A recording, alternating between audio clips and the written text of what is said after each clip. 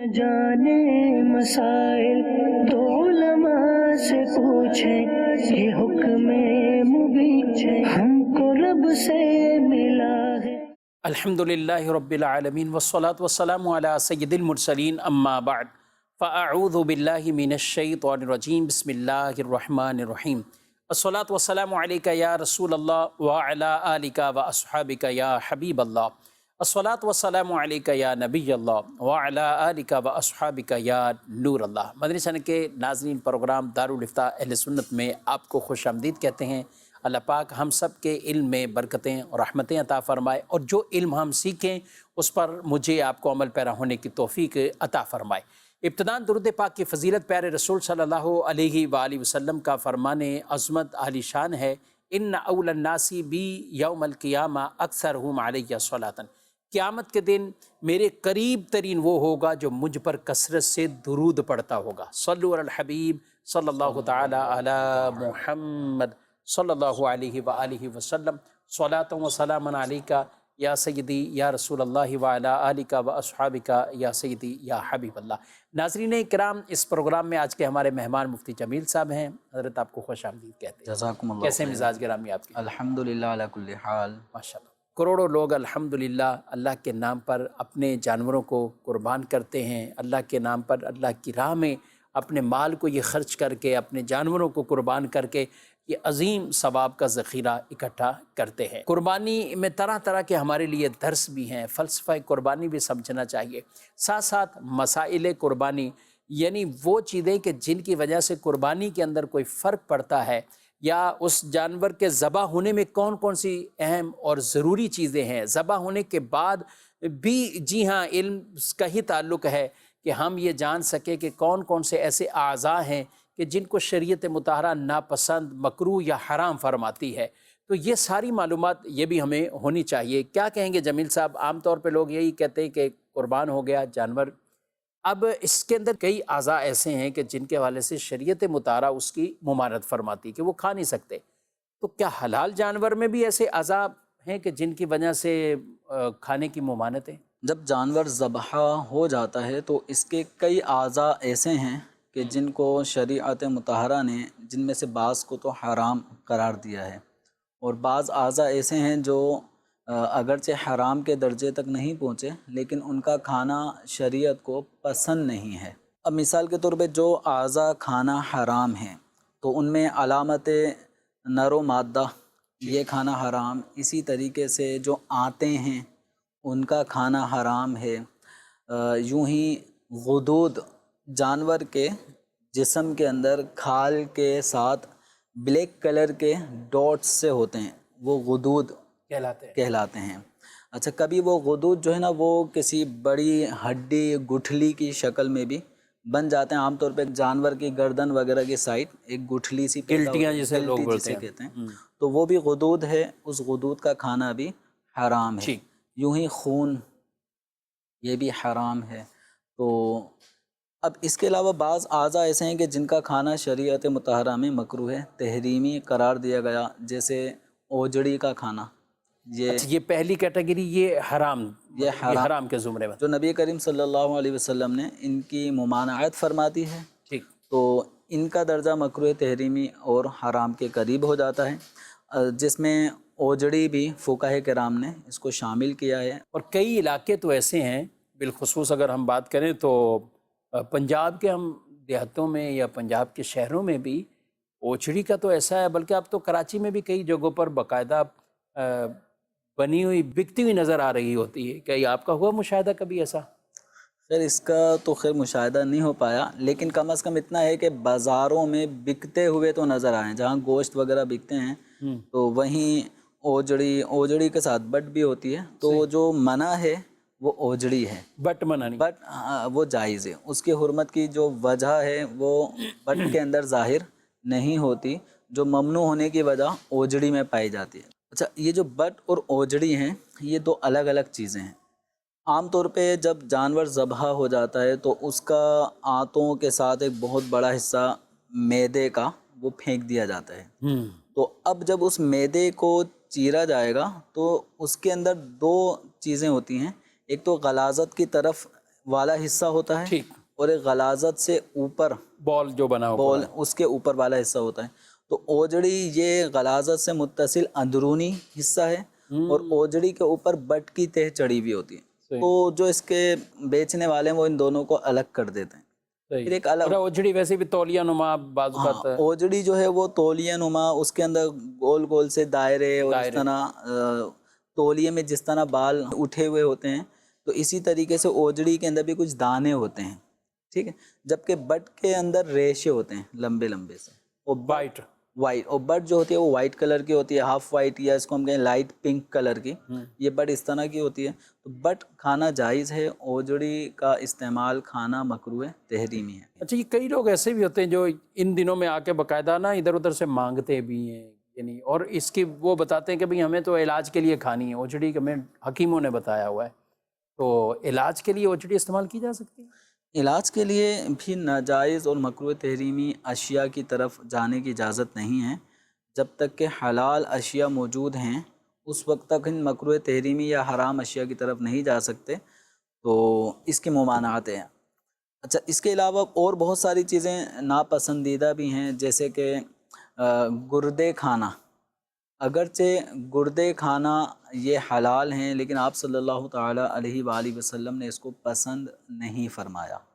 اسی طریقے سے جو تلی ہوتی ہے، جگر کے ساتھ ایک تلی بھی ہوتی ہے، تو تلی کھانا بھی اگرچہ جائز ہے لیکن آپ صلی اللہ علیہ وسلم نے اس کو بھی پسند نہیں فرمایا.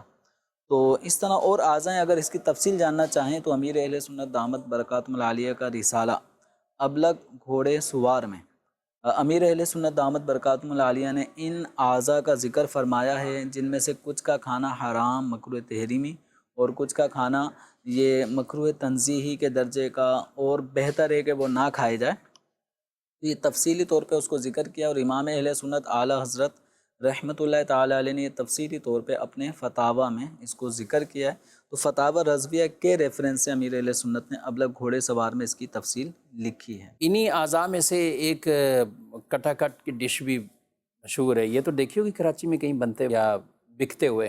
عام طور پہ یہ ہوٹلز وغیرہ میں جو مختلف توے کے اوپر جو بھی ایک مخصوص قسم کی آواز آتی ہے ٹک ٹک ٹک ٹک، تو اس میں کوئی قیمہ بنواتا ہے، کٹا کٹ قیمہ. اچھا، کوئی اس میں کلیجی کٹا کٹ، یعنی نام اس کا کٹا کٹ نام رکھ دیا نام گیا رکھ دیا، کیونکہ لیکن یہ اس میں ایک حلال چیزیں بھی کٹا کٹ ہو سکتی ہیں. جی. اچھا، اور اس کے اندر ایک جو جانور کے فوتے ہیں، خصیتین کپورے جن کو کہتے ہیں، تو ان کو بھی لوگ استعمال کرتے ہیں. تو احادیث کریمہ میں نبی کریم صلی اللہ علیہ وسلم نے ان چیزوں کے کھانے کی بھی ممانعت فرمائی ہے. تو حلال جانور کے جو فوتے ہیں، کپورے ہیں، ان کا کھانا بھی حدیث مبارکہ میں منع کر دیا گیا ہے. تو اب اس طرح کی اگر ڈشز جہاں پہ بنتی ہیں تو آدمی کو چاہیے کہ ان چیزوں کے کھانے سے اجتناب کریں جو احادیث کریمہ میں منع کی گئی. تو ناظرین کرام، یہ چند چیزیں ہم نے عرض کی ہیں جو کہ حرام اور مکروہ تحریمی. بعض چیزیں ایسی کہ جو ناپسند کے زمرے میں آتی ہیں لیکن کھانا جائز ہے، یا نبی پاک صلی اللہ علیہ وسلم نے خود تناول نہیں فرمائی، تلی وغیرہ جیسے. تلی ہے اور اس میں گردے ہیں جی کہ آپ صلی اللہ تعالیٰ علیہ وآلہ وسلم نے گردوں کو نہیں تناول فرمایا، اور اس کی وجہ یہ ارشاد فرمائی کہ یہ جو مثانہ ہے اس کے قریب کا حصہ ہے. تو یعنی گردوں سے ہی لیکوڈ جو فاضل جو چیز ہوتی ہے زائد، تو وہ پھر مثانے کی طرف چلے جاتی ہے اور وہ پیشاب بنتا ہے. تو یوں وہ پیشاب کے قریب ہونے کی وجہ سے آپ صلی اللہ علیہ وسلم نے گردوں کو تناول نہیں فرمایا، لیکن اس کو حرام بھی قرار نہیں دیا. ٹھیک ہے. اور جو چیزیں متصل بنجاست ہیں ان کی وہ ممانعت برقرار رکھیں. جی. ٹھیک ہے.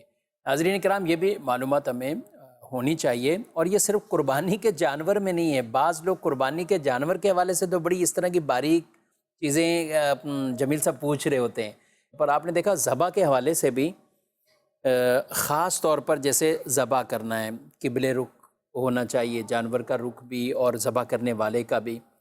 اب جانور ہے، یہ کوئی کمپیوٹر تو نہیں ہے کلک کریں گے جہاں کلک کریں گے وہیں ہوگا، کہیں اور نہیں ہوگا. جانور کو گرائیں گے، گرانے والے قصاب گوشت فروش وہ بھی زور لگا رہے ہیں، جانور بھی اپنا زور لگائے گا. تو اب بسا اوقات گرانا ادھر ہوتا ہے، گر ادھر جاتا ہے. اب گر ادھر گیا، سب کچھ ہو گیا. اب کچھ لوگوں کے ہیں اچھے ذہن کہ بھئی اب پتھر والی زمین ہے، پتھریلی زمین ہے، جانور کو تکلیف پہنچے گی، تو جہاں کہیں آسانی ممکن ہوتی ہے تو وہ تھوڑا سا سرکا کر اسے قبلہ رخ کر دیتے ہیں. لیکن یہاں بہت سے لوگ سوال کرتے ہیں یار قبلے کی طرف منہ نہیں ہوگا تو اس کی قربانی اور یہ معاملہ، تو یہ جان بوجھ کر ترک تو نہیں کہلائے گا قبلے کی طرف جو رخ نہیں ہوا، یا کیا کہتے ہیں آپ؟ یہ مستحبات میں سے ہے قربانی کے کہ جب جانور کو ذبح کیا جائے تو اس کا رخ قبلے کی طرف ہو، ذبح کرنے والے کا رخ بھی قبلے کی طرف ہو. اچھا، اس کے اندر بعض لوگوں نے جانور کا منہ قبلے کی طرف ہونے کا مطلب یہ سمجھا ہے کہ جیسے ہمارے پاکستان میں جانور کی جو ٹانگیں ہیں وہ کہتے ہیں شمال کی طرف ہو، یعنی یوں ایک طرف دم مشرق کی طرف ہو، تو اس کو جب وہ لٹا کے گردن کو، آپ نے دیکھا ہوگا کہ گردن کو جب یوں کر کے یعنی سینگوں کے بل آنکھیں اس کی نیچے چلے جاتی ہیں، گردن کا یہ حصہ اونچا کر دیتے ہیں. وہ یہ سمجھتے ہیں کہ جانور کا جو ہونٹ ہے نا یہ قبلے کی طرف ہم نے کر دیا، ٹانگیں شمال، پیٹھ جنوب کی طرف اور دم والا حصہ مشرق کی طرف. تو لوگ اس کو سمجھتے ہیں کہ جانور کا رخ اب قبلے کی طرف ہوا ہے، حالانکہ ایسا نہیں ہے. حالانکہ ایسا نہیں ہے. اب اس میں کیا خرابی لازم آ رہی ہے؟ ایک سنت یہ فوت ہو رہی ہے کہ جو ذبح کرنے والا ہے اس کا منہ تو قبلے کی طرف ہوگا ہی نہیں، وہ تو شمال کی طرف کر کے ذبح کر رہا ہے. تو اصل طریقہ رخ جانور کا قبلے کی طرف ہونے کا مطلب یہ ہے کہ جانور کا جو سینہ ہے سینہ وہ جہاں قبلے چھری کی چلائی طرف، جا رہی ہے. وہ قبلے کی طرف ہونا چاہیے. تو اب منہ کو اگر وقتی طور پر کسی طرف بھی موو کر دیا گیا تو منہ کو گھما کے گردن کو ادھر سے ادھر کرنے کا نام کعبے کی طرف منہ کرنا نہیں ہے. جب جانور کھڑا ہوتا ہے، اس کو یوں سمجھنے آسانی کے لیے، جب جانور کھڑا ہوتا ہے نارمل حالت میں تو اس کا سینہ زمین کی طرف ہوتا ہے، ٹھیک ہے. تو جانور کو اس طرح سے ہم نے قربانی کے لیے لٹانا ہے کہ اس کی سینے کا رخ قبلے کی طرف ہو، جانور کی پیٹھ وہ مشرق کی طرف ہو، یعنی پاکستان ہندوستان کے حوالے سے یہ لوکیشن بتائی جا رہی ہے. تو اس طرح جو ذبح کیا جائے گا تو یہ جانور کا رخ بھی قبلے کی طرف ہو گیا، جو ذبح کرنے والا ہے اس کا رخ بھی قبلے کی طرف ہو گیا. اب یہ ذبح کرنے کے لیے جہاں بہت ساری احتیاطیں ہیں کہ چھری کا پہلے سے تیز ہونا ضروری ہے، جانور کو لٹانے کے بعد پھر اس کے سامنے چھری تیز نہ کریں. حدیث مبارکہ میں اس کی مذمت کی گئی ہے. تو اسی طریقے سے جب جانور کو ذبح کرنا ہے تو حدیث مبارکہ میں فرمایا کہ اس جانور کو راحت پہنچاؤ، یعنی ذبح میں بھی راحت. سبحان اللہ، یہ ہے تو دین اس سے پہلے اس کو چارہ دے دیا جائے، اس کو پینے کی چیز فراہم کر دی جائے اور اس کو مطلب ریلیکس ہو. ٹھیک. اچھا، اب جب ذبح کرنا ہے، جہاں اتنا خرچہ کیا ہے تو ذبح کرنے کے حوالے سے بھی ایسی جگہ کا انتظام کیا جائے کہ وہ پتھریلی نہ ہو، کہ جانور پتھری جگہ پہ گرے گا تو ایک الگ اذیت ہے. تو پلین جگہ ہو، مناسب جگہ ہو، اور اگر وہ اس کا رخ چینج بھی ہو گیا گرنے کی صورت میں، چونکہ جانور کو گرانے میں ایسا تو ہے نہیں جیسا آپ نے کہا کہ کمپیوٹرائز سسٹم کے جہاں ہم گرانا چاہتے ہیں وہیں گر جائے، تو کبھی ہلکا سا اس کو گھمانا بھی پڑتا ہے. تو اگر پتھریلی زمین ہے تو اب نہ گھمائیں کہ یہ جانور کو ایک اذیت پر اذیت والی صورت بن جائے گی. تو اگر زمین جیسے نارملی ہے کہ سنگ مرمر یا ٹائلز وغیرہ کا فرش ہوتا ہے، اس پہ اگر جانور کو ذبح کرنا ہے تو وہ آرام سے جانور کو موو کیا جا سکتا ہے. تو جہاں جانور کو اذیت کے بغیر موو کرنا آسان ہو وہاں کر لیں، اور اگر جہاں اذیت ہوگی اس مستحب چیز پہ عمل کرنے میں تو اب پھر جہاں جیسا ممکن ہو ذبح کر لیا جائے. قربانی ہو جائے گی اس میں، قربانی اور ذبح شرعی بھی درست ہو گیا. قربانی کے لیے اللہ تعالیٰ کے نام پر جانور کو ذبح کرنا، اللہ کی رضا کے لیے مخصوص جانور کو مخصوص دن میں اللہ کی رضا کے لیے ذبح کرنے کا نام قربانی ہے. تو بسم اللہ اللہ اکبر کہہ کر جانور کے گردن پہ جب چھری پھرے اور اس کی چاروں رگیں کٹ جائیں یا 3 رگیں کٹ جائیں یا ہر رگ کا اکثر حصہ کٹ جائے تو وہ ذبح ہو گیا. اب ذبح ہونے کے بعد چاروں رگیں کٹنے کے بعد اب جانور کو چھوڑ دیں. اب مزید اس کے نر خرے کے اندر چھرے کو گھونپنا، اس کے سینے کی کھال یہ قصاب فوری طور پہ کاٹنا شروع کر دیتے ہیں، پھر آگے دل تک چھرے کو پہنچا کے اس کی رگوں کو ڈسکنیکٹ کرتے ہیں. تو اب یہ ظلم ہو رہا ہے، یہ ظلم ہے. اچھا، پھر بعض اوقات بعض سمجھدار یا ناڑی جو بھی کہیں وہ سمجھتے ہیں کہ ہم جانور کی جو سانسیں ہیں یا اس کا جو بلڈ ہے اس کے پیٹ کو دباتے ہیں، یہ بھی تکلیف ہے، یعنی یہ بھی تکلیف ہے۔ اذیت۔ ایک تو وسیع ذبح ہو چکا، اب اس کے بعد ہاں، اب یہ سمجھتے ہیں کہ اس طرح خون جلدی نکل جائے گا، تو اس طرح کی چیزیں کرنے کی اجازت نہیں ہے۔ ایک دفعہ یہ چیزیں میں کہیں کسی کو سمجھا رہا تھا، بتا رہا تھا، تو مجھے بعد میں کسی نے آ کے ایک سوال کیا کہ مفتی صاحب ہم نے جب ذبح ہی کر دیا، اتنا بڑا ہم نے یہ کام کیا ہے، تو یہ تکلیفیں آپ یہ بیان کر رہے ہیں، یا یہ اس میں آپ کیسے ان دونوں چیزوں میں آپ ہمیں کیا سمجھائیں گے؟ تو میں نے ان کو کہا کہ جو ذبح شرعی کی جو ہمیں شریعت مطہرہ نے کہا ہے، اور جانور ہمارے لیے حلال ہیں، اور ہم انسان ان سے ویسے گوشت کے اعتبار سے بھی فائدہ اٹھاتے ہیں، حلال ہیں، اپنی دعوتوں میں استعمال کرتے ہیں، سب کچھ ہے، لیکن جو شریعت نے طریقہ کار بتایا ہمیں، اس کے مطابق ہی ہم نے اس کو ذبح کرنا ہے، اور یہ تکلیف جو جتنی ہے وہ تو پہنچنی ہے، لیکن یہ کیا جو آپ چیزیں بیان کر رہے ہیں یہ ایکسٹرا تکلیفیں ہیں، یہ نہیں؟ بالکل، یہ ایک اضافی تکلیفیں ہو جائیں گی نا۔ جانور کے ذبح کرنے کا جو معنی ہے وہ چاروں رگوں کا کٹ جانا۔ اب اس رگوں کے کٹنے تک اس کی ابتداً کھال کا کٹنا پایا جائے گا، جب کھال کا کٹنا پایا جائے گا تو رگوں تک پہنچیں گے، تو اب یہ ایک یوں سمجھے مجبوری ہے 4 رگیں کٹنے تک، اس سے پہلے کھال کا کٹنا۔ لیکن جب چاروں رگیں کٹ گئیں تو یہ ذبح ہو گیا، جب ذبح ہو گیا تو اب مزید اس کے ریڑھ کی ہڈی میں یا اس کی گردن کی ہڈی میں نوک چبونا، یہ اکثر بکروں کو ذبح کرتے وقت یا مینڈھوں کو ذبح کرتے وقت جو قصاب حضرات ہیں وہ چاروں رگیں کاٹنے کے فوراً بعد ہی اس کی گردن کو بھی جھٹکا دیتے ہیں، اس کی گردن کو توڑتے ہیں۔ یہ ظلم بالائے ظلم ہے، تو یہ ایک ظلم والی صورت ہے۔ اور یاد رکھیں قربانی کا جانور ہو، جتنا شریعت مطہرہ نے ہمیں اس پر چھری کے استعمال کی اجازت دی ہے اتنا استعمال کریں گے، اس سے زیادہ اگر کریں گے تو پھر یہ گناہ کی صورت ہوگی، تو یہ جانور پر ظلم ہوگا۔ بڑھتے ہیں ناظرین کی کالز کی طرف۔ خزانہ تاری نوروے کے شاعر اسلو سے عرض کر رہا ہوں۔ میرا ایک سوال ہے مفتی صاحب کے بارگاہ میں، وہ یہ سوال ہے کہ قربانی کے گوشت کے تقسیم کا کیا طریقہ کار ہے؟ جی، قربانی کا گوشت، جیسے اگر کوئی شخص اپنے حصے کی قربانی کا گوشت اسے حاصل ہوا ہے، یا اس نے پورا ایک بڑا جانور ذبح کیا ہے اپنی طرف سے، یا فیملی ممبرز نے کیا ہے، اور سب کی طرف سے یہ ہے کہ اس جانور کو مستحب طریقے سے اس کا گوشت تقسیم کریں، تو وہ طریقہ یہ ہے کہ جانور کے گوشت کے 3 حصے کریں۔ ایک حصہ اپنے گھر والوں کے لیے رکھ لیا جائے، ایک حصہ مسلمان غریبوں فقراء کے لیے رکھا جائے، اور ایک حصہ اپنے رشتہ داروں کے لیے رکھا جائے۔ تو یہ قربانی کے گوشت کے 3 حصے کرنا مستحب ہے۔ اگر کوئی سارا حصہ ہی فقراء میں صدقہ کر دے تو یہ بھی جائز ہے، سارا اپنے رشتہ داروں میں تقسیم کر دے یہ بھی جائز ہے، اور سب کا سب اپنے گھر میں رکھ لے یہ بھی جائز ہے، لیکن بہتر طریقہ یہ کہ قربانی کے جانور کے جو گوشت ہے اس کے 3 حصے کیے جائیں۔ مرحوم کی طرف سے قربانیاں یہ بھی کی جاتی ہیں عام طور پر، تو ایسا کوئی شخص جو خود اپنی قربانی نہ کرے کہ مرحوم کی طرف سے میں کر دیتا ہوں، وہ بھی صاحب حیثیت آدمی، صاحب نصاب شخص ہے، تو مرحوم کی طرف سے یہ کی گئی قربانی اس کے لیے بھی کافی ہو جائے گی، یا اس کو اپنی الگ سے کرنی ہوگی؟ اپنے مرحوم کی طرف سے کی جانے والی قربانی کی 2 صورتیں ہیں۔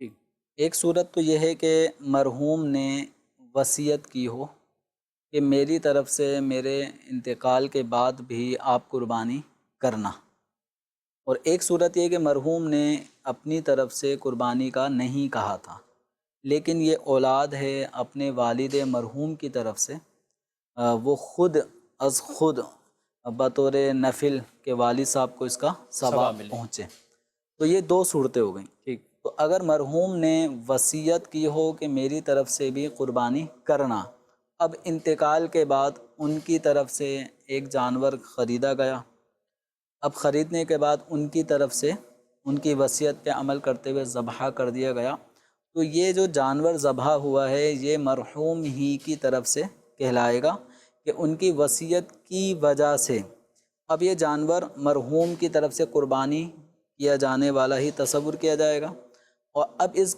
جانور کے گوشت کا حکم یہ ہے کہ قربانی کرنے والا اس گوشت کو نہیں کھائے گا، یہ مکمل جانور صدقہ ہوگا، یعنی فقراء میں صدقہ کر دیں گے۔ اس جانور کے یوں 3 حصے نہیں کریں گے کہ ایک حصہ رکھ لیا، ایک غریبوں کو دے دیا اور ایک جو ہے رشتہ داروں کو دے دیا، صدقہ کریں یہ پورا ہی फुकरा को सदका किया जाए। चाहे पैसे, वसीयत के बाद पैसे इन्होंने अपने ही भले अपनी तरफ, लेकिन वसीयत की और उस वसीयत के मुताबिक इन्होंने कुर्बानी की है, तो इसका हुक्म ये हुआ। और दूसरी सूरत कि वालिद ने इंतकाल से पहले कोई ऐसी वसीयत नहीं की थी, लेकिन अल्लाह ताला ने बेटे को सआदत दी है कि उसने जानवर ख़रीदा। अब वालिद की मोहब्बत में ये वालिद मरहूम की तरफ से कुर्बानी कर रहा है। तो अब ये वाली जो कुर्बानी है ये है ईसाल सवाब वाली कुर्बानी। ठीक।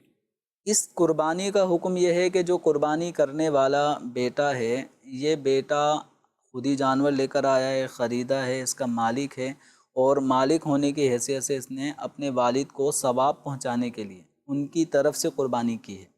तो ये हकीकतन वालिद की तरफ से कुर्बानी नहीं कहलाएगी, क्योंकि इस जानवर का मालिक बेटा था। ये कुर्बानी बेटे ही के मिल्क वाले जानवर पर हुई, तो ये बेटे ही की तरफ से कुर्बानी करना कहलाएगी। अच्छा। अब अगरचे इसके जहन में ये कि मैं वालिद साहब की तरफ से कर रहा हूँ, तो इस बेटे का अपना वाजिब अदा हो जाएगा। इस तरह भी वाजिब अदा हो जाएगा। इस तरह भी इसका अपना वाजिब अदा हो जाएगा।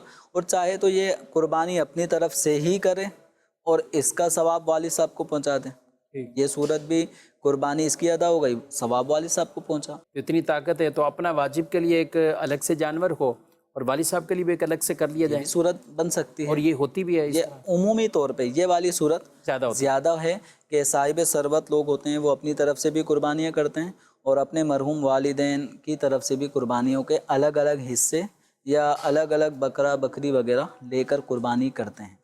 तो ये जो जवाब है, यानी मरहूम की तरफ से कुर्बानी की दो सूरत हैं।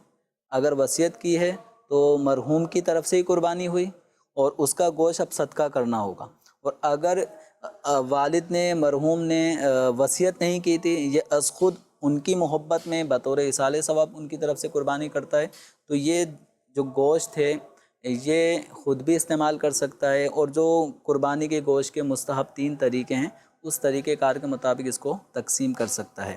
तो ये जवाब है मरहूम की तरफ से कुर्बानी अगर कोई करे और उन्होंने वसीयत ना की हो, तो कुर्बानी करने वाले इस बेटे या जो भी शख्स बेटी है उसकी तरफ से अपना वाजिब अदा हो जाएगा। अच्छा, ये जो मेरा जवाब है शफीक भाई, ये गुज़श्ता कुछ 2 सिलसिलों पहले एक जवाब मैंने सिलसिले के दौरान ही बयान किया था। उसमें ज़िमनी तौर पर यह बात आई थी कि एक शख्स है वो अपनी तरफ से कुर्बानी नहीं करता, कभी अपने वालिद साहब जो हयात हैं उनकी तरफ से कर देता है, कभी वालदा की तरफ से कर देता है, यानी खुद कभी करता है और यूं बारियां लगाई हुई। तो उस जवाब के दौरान मैंने ये कहा था कि इस पर वाजिब है कि अपनी तरफ से कुर्बानी करे, अगरचे वालिद इंतकाल कर भी गए हों तब भी इसे चाहिए अपनी तरफ से कुर्बानी करे। वालिद की तरफ से अगर कुर्बानी करेगा तो इसकी अपनी कुर्बानी नहीं होगी। तो वो जो जवाब था वो फ़ुक़हा किराम के बास फ़ुक़हा किराम का यही कौल है कि इसकी अपनी कुर्बानी नहीं होगी, लेकिन फतवा इस पर है कि इसकी अपनी कुर्बानी भी हो जाएगी। जो डिटेल अभी आपने बयान, जो अभी तफसील मैंने बयान की है, तो वो जो गुज़श्ता मसला मैंने बयान किया था उससे मैं रुजू करता हूँ। और ये जो मुफ्ता भी कौल है वो यही है कि अगर वालिद ने वसीयत नहीं की, वालिद मरहूम की तरफ से अगर कोई बेटा कुर्बानी करता है, जानवर लाता है, ज़बह करता है, तो इसका अपना वाजिब अदा हो जाएगा। जमील साहब, ये तो बयान कर दिया आपने कि मरहूम की तरफ से अगर की कुर्बानी तो अपना वाजिब भी अदा हो जाएगा, जबकि उसने वसीयत वगैरह नहीं की हुई। बाद का आदमी अपने जो वालिद हैं, हयात होते हैं, उनकी तरफ से वो कर रहा होता है, वालिद साहब से इजाज़त ली और उनकी तरफ से वो कुर्बानी कर रहा है और अपनी नहीं कर रहा, तो ये जो उनके वालिद साहब की तरफ से कहलाएगी या ये भी बेटे की तरफ से हो जाएगी, जैसे आपने मरहूम वाला फ़र्क बयान किया, इसमें क्या है? अगर कोई शख्स ज़िंदा है, तो जैसे वालिद साहब हयात हैं और कोई अपने वालिद साहब की तरफ से कुर्बानी का जानवर ज़बह करता है, तो अब इसकी 2 सूरतें हैं। एक सूरत यह है कि अगर ये शख्स अपने वालिद की तरफ से कुर्बानी कर रहा है और वालिद साहब से इजाज़त लेकर उनके हुक्म पर उनकी तरफ से कुर्बानी का जानवर ख़रीद के लाता है और ज़बह करता है, तो ये वालिद साहब की तरफ से की जाने वाली कुर्बानी वालिद की तरफ से होगी। लेकिन अगर इस शख्स पर अपनी कुर्बानी वाजिब है اور یہ اپنی طرف سے قربانی کے جانور کا اہتمام نہیں کرتا تو اس کی اپنی قربانی کا واجب باقی ہے. اسے ایام قربانی میں کسی بڑے جانور کے اندر ایک حصے کا اہتمام کرنا ہوگا یا پھر بکرے بکری اپنی طرف سے قربانی کرنی ہوگی. اور دوسری صورت یہ کہ والد صاحب نے اجازت نہیں دی، والد صاحب کو پتہ بھی نہیں ہے اور یہ والد صاحب کی طرف سے جانور ذبح کرتا ہے تو والد صاحب کی طرف سے یہ قربانی نہیں ہوگی. اچھا. کیونکہ زندہ جو بھی شخص ہے اس کی طرف سے قربانی ہونے کے لیے ضروری ہے کہ اس کی طرف سے اجازت ہو، صراحتاً اجازت ہو. جیسے بیوی بچے یا والد وہ کہہ دیتے ہیں کہ ہماری طرف سے بھی آپ ایک ایک حصہ شامل کر لیں یا ہماری طرف سے بھی آپ بکرے لے آئیں وہ ذبح کر دیں، تو بیٹا ان کی طرف سے لے کر آتا ہے تو یہ بطور وکیل ایک طرح سے ان کی طرف سے ذبح کرنے والا شمار ہوگا. اور دلالتاً اجازت کا مطلب یہ ہے کہ یہ سربراہ ہے، بیوی بچوں کو پتہ ہے کہ ہماری طرف سے یہ قربانی کے حصے کرتے ہی ہیں تو وہ کبھی منع بھی نہیں کرتے کہ ہماری طرف سے آپ قربانی نہ کریں. تو اور اس کا سالہ سال کا معمول بھی یہ ہے. یا کبھی ایسا ہوتا ہے والد ہی اپنی بچوں کی طرف سے کرتے ہیں کہ شادی شدہ بچوں کی طرف سے بھی والد کر رہے ہوتے ہیں، اولاد کی طرف سے بھی اجازت ہے. یا کبھی اولاد اپنے والدین کی طرف سے سالہ سال سے کر رہے ہیں، والدین نے کبھی منع بھی نہیں کیا تو یہ بھی ایک اجازت سمجھی جائے گی. اور اگر والد کی طرف سے نہ صراحتاً اجازت ہو نہ دلالتاً اجازت ہو، پھر اگر بیٹا اپنے والد کی طرف سے از خود قربانی کرتا ہے تو یہ قربانی والد کی طرف سے ادا نہیں ہوگی. اب یہ قربانی پھر کس کی طرف سے ادا ہوگی؟ تو چونکہ اس نے اپنی نیت سے بھی قربانی نہیں کی، والد صاحب کی طرف سے بھی قربانی کی نیت ان کی طرف سے اجازت نہیں پائی گئی تو یہ ان کی طرف سے بھی قربانی نہیں ہوئی. تو اب اس جانور کے بارے میں فقہاء کرام نے لکھا ہے کہ یہ جانور پھر ایک حلال گوشت کی طرح ہو گیا. جی بڑھتے ہیں سوالات کی طرف. میرا مفتی صاحب سے سوال یہ ہے کہ حاجی جب حج کرنے جاتے ہیں تو وہاں کچھ نمازیں اکٹھی پڑھتے ہیں، تو کیا ہر نماز کے لیے وقت علیحدہ ہونا ضروری ہے یا ایک وقت میں کئی نمازیں ادا کر سکتے ہیں؟ براہ کرم اس بارے میں ارشاد فرمائیں. ٹھیک ہے. حاجی صاحبان عام طور پہ مزدلفہ میں آ کر مغرب اور عشاء ایک ساتھ نماز پڑھی جاتی ہے، یا مغرب کو مزدلفہ میں پڑھنا ہے اور عشاء کو اس کے وقت میں پڑھنا ہے، کیا مسئلہ کیا ہے یہ؟ حجاج کرام جب عرفات کے میدان میں غروب آفتاب ہو جائے، یعنی رات کا کچھ حصہ آ جائے، رات کے کچھ حصے کا وقوف بھی وقوف عرفہ میں واجب ہے. ٹھیک. اب جب مغرب کا وقت ہو گیا عرفات کے میدان میں تو اب یہ حجاج کرام جانب مزدلفہ بڑھیں گے اور انہیں آج کے دن، صرف آج کے دن مغرب کی نماز عشاء کے وقت میں ادا کرنی ہے. یہ مغرب کی نماز کو نہ عرفات میں پڑھ سکتے ہیں، نہ یہ مزدلفہ میں پہنچ کر عشاء کے وقت شروع ہونے سے پہلے مغرب کے وقت میں مغرب نہیں پڑھ سکتے. اگر کسی نے مغرب پڑھی بھی ہے تو عشاء کا وقت شروع ہونے کی صورت میں انہیں پھر دوبارہ مغرب کی نماز کا اعادہ کرنا ہوگا. تو آج کے دن یعنی جب 9 ذی الحجہ کا غروب آفتاب ہو گیا تو اب یہ مزدلفہ جائیں گے اور مزدلفہ میں مغرب اور عشاء دونوں نمازوں کو ایک اذان ایک اقامت کے ساتھ عشاء کے وقت میں ادا کیا جائے گا. عشاء کے وقت؟ عشاء کے وقت. یعنی اگر کوئی مغرب کے وقت میں بھی پہنچے گا مزدلفہ میں تو اس کو ابھی مغرب کے وقت میں نماز پڑھنا جائز نہیں ہے. اکیلے بھی اگر ہے تو اکیلے شخص کے لیے بھی یہ حکم ہے کہ یہ مغرب کی نماز کو عشاء میں پڑھے گا. اگر کوئی مثال کے طور پہ رستے میں ہے تو اس کے لیے بھی جائز نہیں ہے کہ وہ رستے میں مغرب پڑھ لیں. اس کو وہاں پہنچنا ہے. اب چاہے سفر کے دوران ہی مغرب کا پورا وقت گزر جائے اور عشاء کا وقت آ جائے، یا یہ مغرب میں ویسے ہی پہنچ گیا، مزدلفہ میں قریب تھا، تب بھی اسے انتظار کرنا ہے. مغرب کا وقت ختم ہوگا، عشاء کا وقت شروع ہوگا، اذان ہوگی، ایک اقامت ہوگی. ایک اذان اور اقامت کے بعد پہلے مغرب کے 3 فرض پڑھے جائیں گے، پھر عشاء کے، جو عام طور پہ مسافر ہوتے ہیں تو پھر عشاء کے فرض ادا کیے جائیں گے. جو مسافر ہیں تو وہ اس کو قصر کریں گے عشاء میں، اور اگر کوئی مقیم ہے تو وہ عشاء کے 4 رکعت فرض پورے پڑھے گا. ٹھیک ہے. اور مقیم امام کے پیچھے پڑھیں گے تو بھی 4؟ اگر مقیم امام کے پیچھے پڑھیں تو بھی 4 پڑھیں گے، مسافر مقتدی بھی.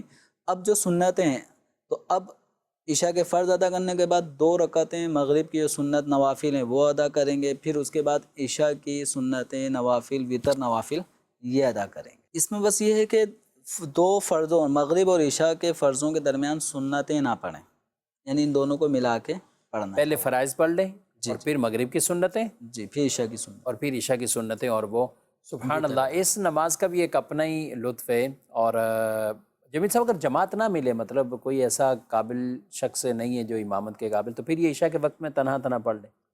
تب بھی یہی ہے، جماعت ملے یا نہ ملے، مزدلفہ میں ہی مغرب اور عشاء پڑھنے کا حکم ہے، اور عشاء کے وقت میں پڑھیں۔ اور عشاء کے وقت میں پڑھنے کا حکم ہے۔ اللہ اکبر۔ یعنی یہ ایسی نماز ہے، اور یہ کیوں، آپ اس کے ریزن کیا ہے اس کے پیچھے؟ وہ نبی پاک صلی اللہ تعالیٰ علیہ وآلہ وسلم نے عرفات سے جب آپ چلے، یعنی عرفات میں غروب آفتاب تک ٹھہرنا واجب، یعنی غروب ہو جانا اور کچھ گھڑی وہ رات کا کچھ حصہ شروع مل ہو جانا، یہ اس کا واجب ہے۔ لیکن یہ ایک ہی نماز ہے کہ جس کا وقت ہو چکا ہے لیکن ابھی پڑھنے کی اجازت نہیں، ابھی پڑھنے کی اجازت نہیں، پڑھنی وہاں ہے جہاں حضور علیہ السلام نے پڑھی، اور آپ صلی اللہ علیہ وسلم نے عشاء کے وقت میں اسے ادا فرمایا تھا، اور یوں جمع کر کے تو یہ نمازیں یوں ہی مزدلفہ والی یہ دو نمازیں یوں جمع ہو رہی ہیں۔ اس کے علاوہ تو عام طور پہ یعنی شاید ان کو یہ ہو رہا ہے کہ سفر کے طور پر بھی آدمی نمازوں کو یوں جمع کرتا رہے۔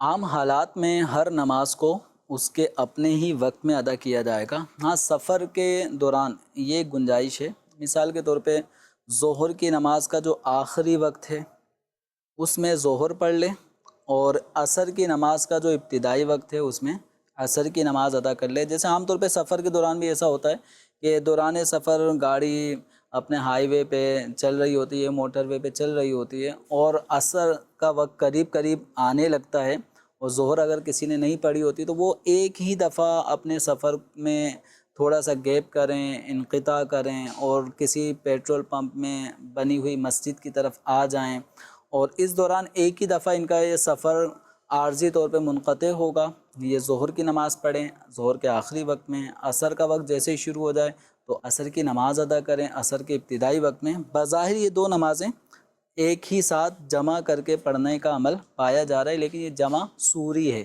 صورتاً یہ جمع ہو رہی ہیں، لیکن حقیقتاً ہر ایک نماز اپنے اپنے وقت میں پڑھی جا رہی ہے۔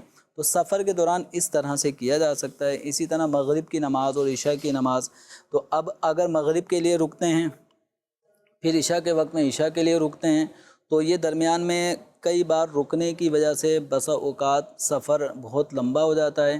کچھ ایریے ایسے ہوتے ہیں کہ جہاں پر گاڑی کا روکنا وہ نقصان دہ ہوتا ہے، تو ایسے مقام پہ یوں کر لیں کہ مغرب کی نماز کو آخری وقت تک لے جائیں، اور جب مغرب کے آخری اتنے وقت رہ جائے کہ جس میں ہم باوضو ہو کے مغرب کے فرض ادا کر لیں اطمینان کے ساتھ، اب عشاء کا وقت شروع ہو جائے تو عشاء کی نماز ادا کر لیں، عشاء کی نماز ادا کرنے کے بعد پھر اگلا سفر شروع کر دیں۔ تو یوں بھی دو نمازوں کو جمع کرنا پایا گیا، لیکن حقیقتاً ہر نماز اپنے اپنے وقت میں ہوئی، کوئی نماز قبل از وقت نہیں ہے، کوئی نماز وقت گزرنے کے بعد قضا نہیں ہے۔ تو اس طریقے سے احادیث کریمہ میں جو دو نمازیں جمع کرنے کا ذکر آتا ہے تو اس میں علماء کرام نے یہ اس کی تشریحات فرمائی ہیں۔ جی مدنی چینل کے ناظرین، آپ نے پروگرام ملاحظہ کیا، اپنا فیڈ بیک بھی ضرور دیجیے۔ اللہ پاک سب کی عید قرباں پر پیش ہونے والی قربانیوں کو بھی قبول فرمائے، اور اپنی قربانی کے جانوروں کی کھالیں دعوت اسلامی کے ساتھ ضرور تعاون فرمائیں۔ دعوت اسلامی کے کثیر شعبہ جات ہیں آپ کے سامنے ہیں، اور یہ الیکٹرانک مبلغ کہ جس کے ذریعے سے ہم اپنے گھروں میں بیٹھ کر دین متین کے حوالے سے باتیں سیکھتے ہیں، سمجھتے ہیں۔ اسی طریقے سے مدارس ہیں، مساجد کے قیام ہے، اور کتنے ہی دینی شعبہ جات ہیں۔ آپ بھی آگے بڑھیے، قربانی کے جانوروں کی ان کھالوں کے ذریعے سے بھی دعوت اسلامی کا بھرپور آپ تعاون فرمائیں۔ اللہ پاک ہم سب کو نیکی کے کاموں میں ایک دوسرے کا معاون بنائے، مدد کرنے کی توفیق عطا فرمائے۔ آمین بجاہ النبی الامین صلی اللہ علیہ وآلہ وسلم۔ جانے مسائل تو علماء سے پوچھیں، یہ حکم مبین ہم کو رب سے ملا ہے۔